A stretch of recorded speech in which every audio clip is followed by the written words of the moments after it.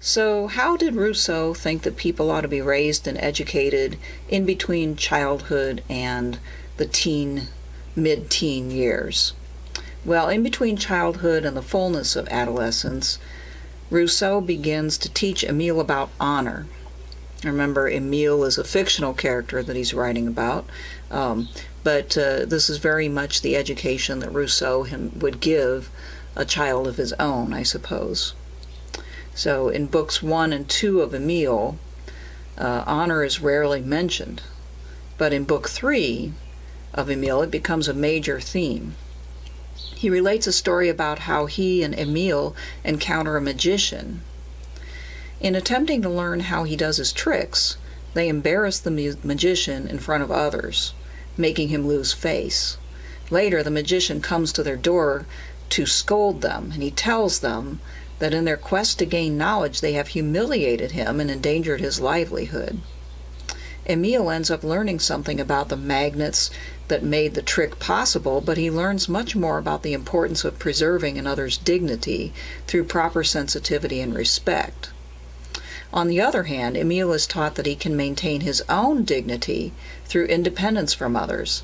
He is not taught to care about his fellows' esteem, and yet to be sensitive to their feelings at the same time.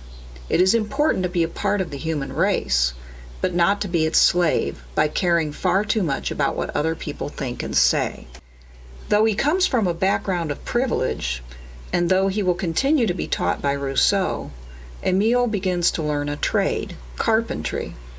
The goal of this is that no matter what, he will be able to take care of himself and will not be dependent upon the beneficence of others. Rousseau does not want Emile to be treated like a gentleman who's dabbling in a hobby, but like a true apprentice carpenter. His honor is not aristocratic, but the honor of usefulness and self-sufficiency. John Locke, as we've seen, also wanted his pupil to learn a trade, but Rousseau disagrees about his choice of trade. Rousseau writes, quote, "I do not want him to be an embroiderer, a gilder, or a varnisher, like Locke's gentleman."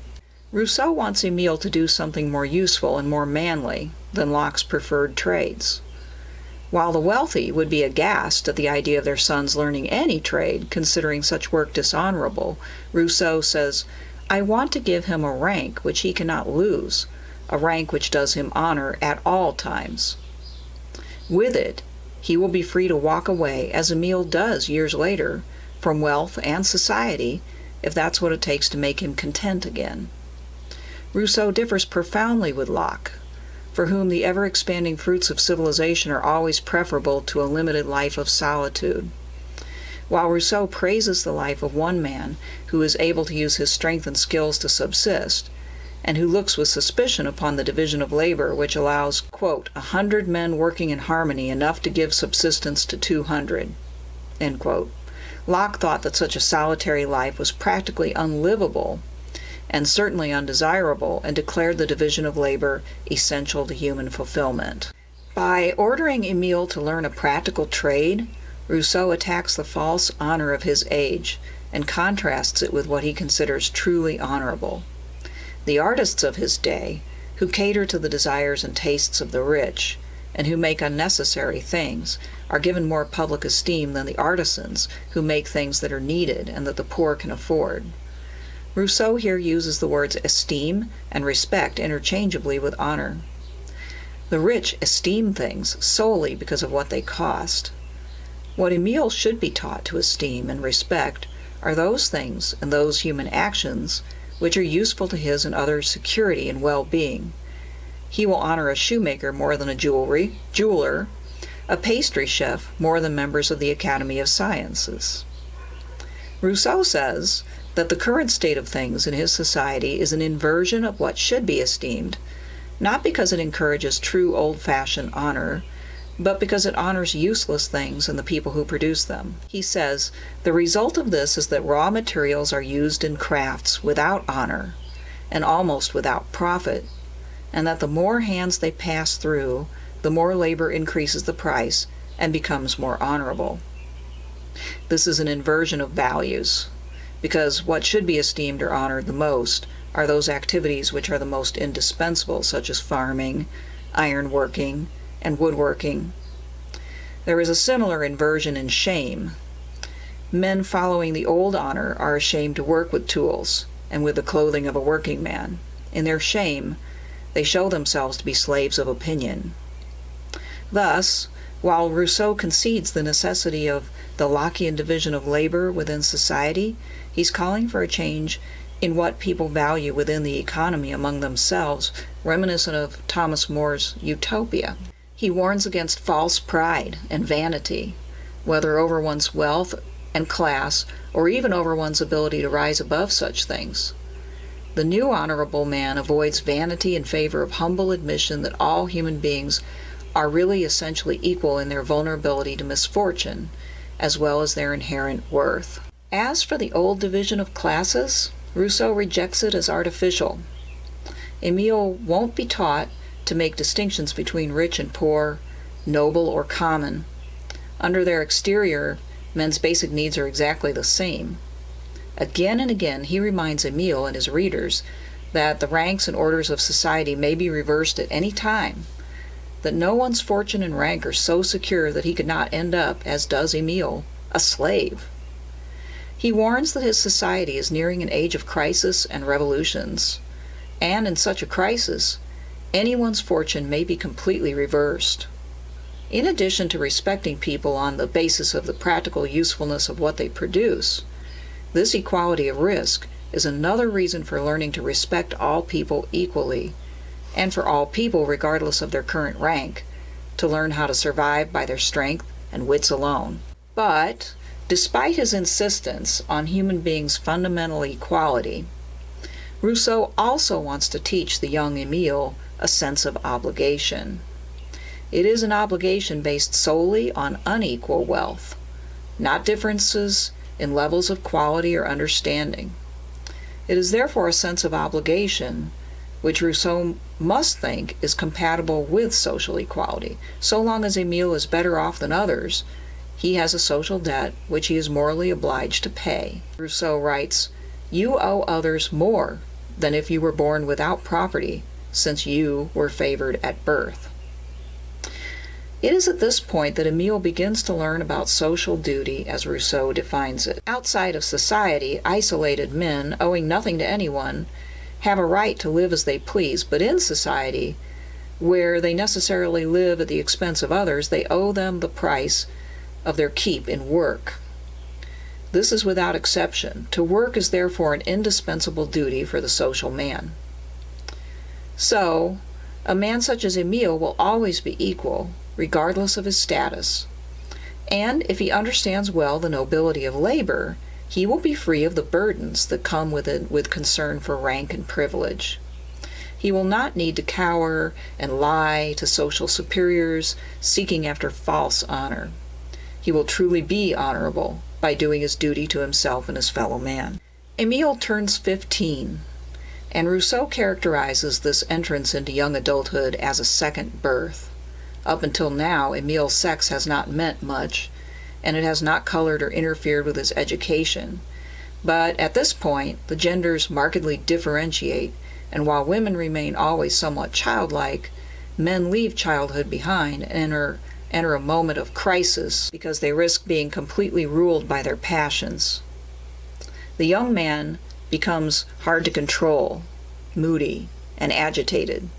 At the same time, he becomes acutely aware of his connection to and need for others, and thus feels an emerging sense of duty towards them, which often seems overburdening. Due to this burden, he often becomes jealous and resentful. He no longer simply has healthy self-love, but he is likely to develop the pernicious amour-propre, which makes comparisons, is never content, and never could be, because this sentiment, preferring ourselves to others, also demands others to prefer themselves, which is impossible. That was a quote from Emile. The youth will seek confirmation in friendships, but most importantly, he will begin to look for a girl, and in doing so, he will strive to be as lovable as possible to others. Because of the inflamed passions of this age, adults must be very careful what they teach him about relationships and sex at this point.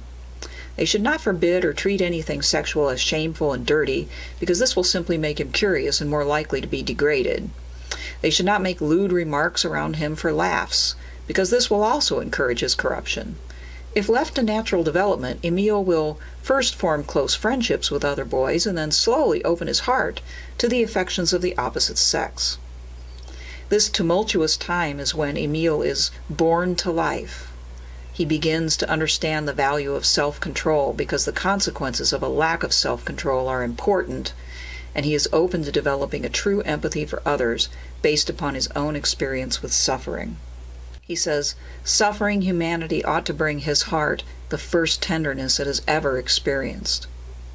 This sense of pity is a natural development for the youth who, for the first time, is able to use his imagination to transport himself out of himself and think about what others feel.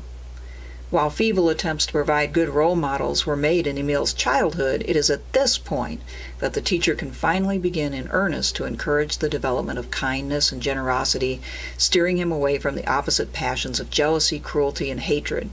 Rousseau discusses 3 maxims which form the basis of his teaching of kindness.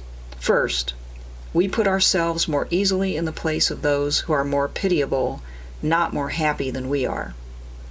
2. We pity others when their sufferings seem like those we too could experience. And 3. We pity more the more we feel that those who are suffering feel it acutely. Rousseau observes that in this society, nobles often feel no pity for the poor because they can't imagine themselves ever being poor. Rousseau clearly wants to make Emile see that because he could end up in any station in life, he should have pity for people at all levels. He says, show him all the vicissitudes of fortune. Seek out for him examples, always too frequent, of people who from a station higher than his have fallen beneath these unhappy men. Rousseau understands how easy it would be for someone receiving the type of education he promotes to view others, especially those of the elite class who live frivolous lives, with contempt. But he insists that Emile be actively taught to love all people, to feel pity for all, because all can suffer. He thus puts the teacher in the position of fighting against the almost inevitable development of disdain or contempt for those who do not share his way of life. If he does not, Emile will become ugly and small. At this stage, Rousseau attaches honor not only to honest hard work, but to the wisdom and reason, virtue, and fair actions of the moderate young man, who, despite his raging passions, can maintain self-control and learn to practice humanity. Emile, for the first time, looking around himself and noticing other people, naturally compares them to himself, notices their rank and status, and wants to be first. In order to combat the tendency of Emile to compete for social rank, Rousseau must constantly remind him of what he should value, as opposed to what his society tells him he should value. Rousseau wants to substitute the conventional competition for honor, defined as the esteem of others, with internal honor or self-satisfaction. He combats the old aristocratic version of honor by exposing its hypocrisy. He says, "From this it follows that the distinguished orders who claim that they are useful to others are actually useful only to themselves at the expense of their others. It is on this basis that one ought to judge the consideration which is due to them according to justice and reason." Now that Emile has reached young adulthood, he must be taught to control his self-interest so that it does not become destructive.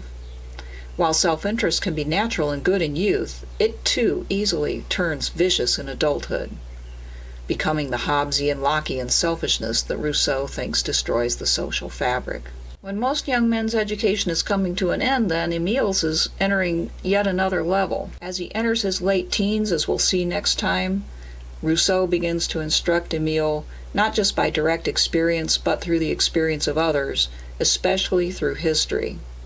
Through this lens, he can see at a safe distance how arrogance and presumption bring societies to ruin. So this is when a sort of book learning starts to take place in Rousseau's scheme. He mentions Thucydides as a prime example of a factual historian from whom Emile can learn about human follies. So next time we will learn about Emile's book education as he becomes a young adult.